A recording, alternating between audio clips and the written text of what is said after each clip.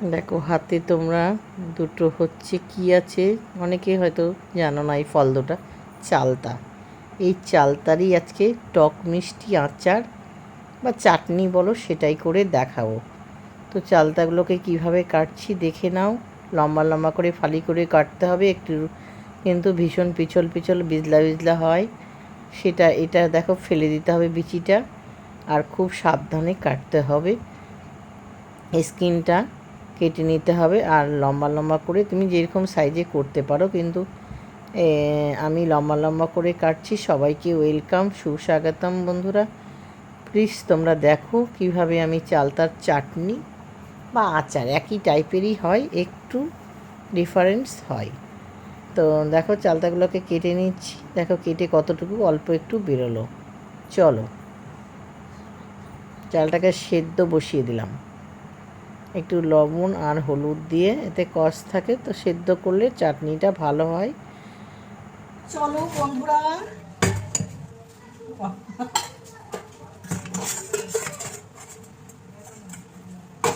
এইবার তো সেদ্ধ হয়ে গেছে। দেখো চালতার আচার খুব শর্টে দেখাবো তোমাদেরকে, যাতে তোমরা সহজে করতে পারো বন্ধুরা। এটা সেদ্ধ হয়ে গেছে, এবার নামিয়ে নিচ্ছি। হ্যাঁ, শুকনো খোলায় ধনে মৌরি আর হচ্ছে জোয়ান সব ভেজে নিব, সাথে দিব কিন্তু একটু 5 ফোড়নও।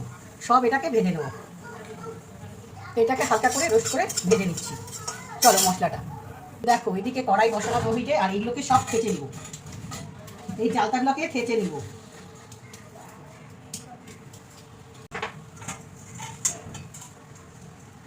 সর্ষের তেল দিব, বেশি না, খুব সামান্য। মূলত সর্ষের তেলেই আচার ভালো হয়। দিয়ে দেবো 5 ফোড়ন, পাতা, অর্ধেকটা তেজপাতা দিলাম, দিয়ে সেদ্ধ করা চালতাটা দিয়ে দিচ্ছি।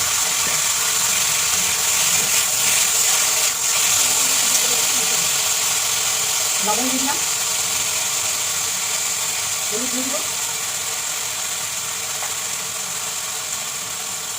একটু লাল লঙ্কার গুঁড়ো দিলাম। ঝালটা তোমরা একটু রেখে দেবে।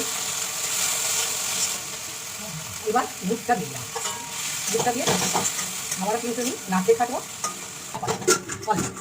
আর এদিকে সাদা সর্ষে, বা আমার কাছে সাদা সর্ষে আছে, আমি সাদা সর্ষে নিলাম, কালো সর্ষে দিতে পারো।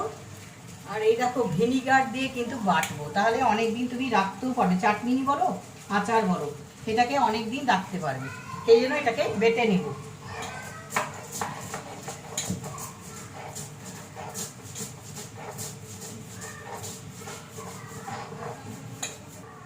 মাঝে মাঝে দেখতে হবে।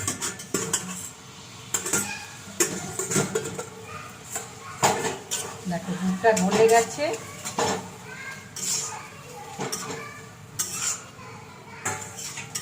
এইভাবে লো ফ্লেমে একদম দিয়ে দেব।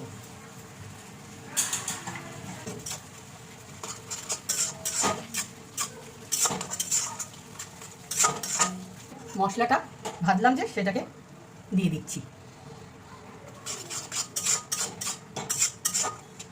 এবার ভিনিগারটা একটু আঠালো টাইপের করে দেবো।